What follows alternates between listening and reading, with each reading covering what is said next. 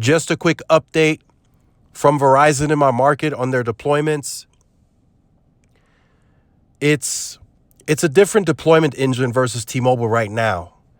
So T-Mobile is heavily focused on the macro grid because they've had access to the N41. They want to get it out there. They want to scale it. They want it out widely so they can start offering their home internet product to more people.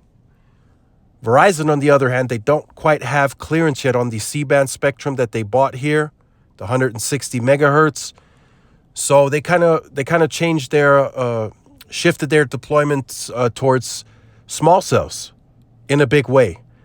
They got started in early 2020, then they kind of started gradually scaling, and going into 22, they're still scaling small cells. Some of them brand new come with millimeter wave, some of them don't, but they are not slowing down. And this type of density T-Mobile just can't offer in my market. They have a good dense macro grid, but the small cells that Verizon is building and in the areas that they're building it in, you just can't put a macro.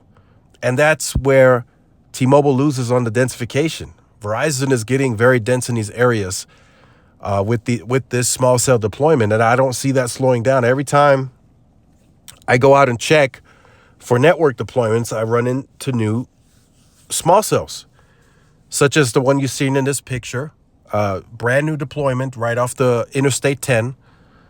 Very hard to get a macro there. They tried it. Got denied. There's a lot of history. It's a historian neighborhood. They didn't want anything to obstruct. So they put a small cell right there. They got that approved. They said that's no problem. And they got several small cells in that area now.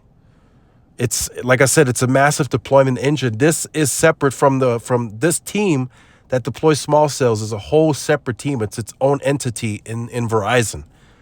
And they deploy this separate from the macro grid. Of course, they look at the schematics and the engineers are in tune. They tell them, hey, you want to build it there, that's fine. That won't cause any issues.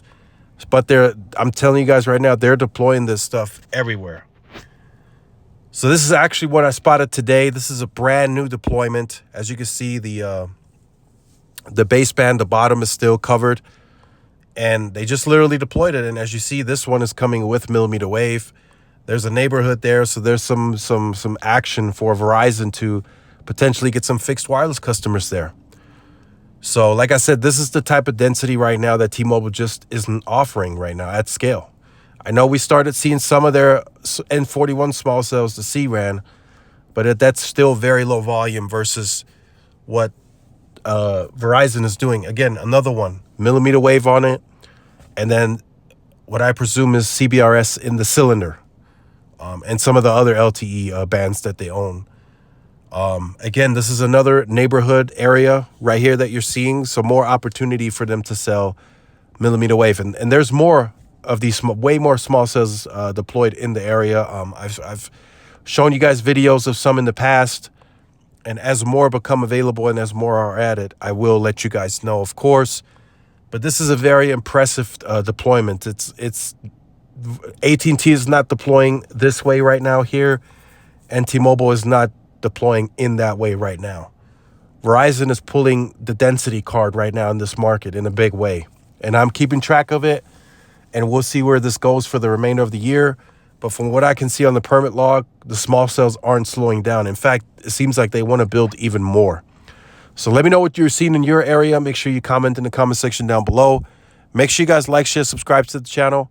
Follow the social media outlets for more updates and interactions. Thanks again for watching. This is Tyrone with Tech Life. I will see you guys in the next one. Peace.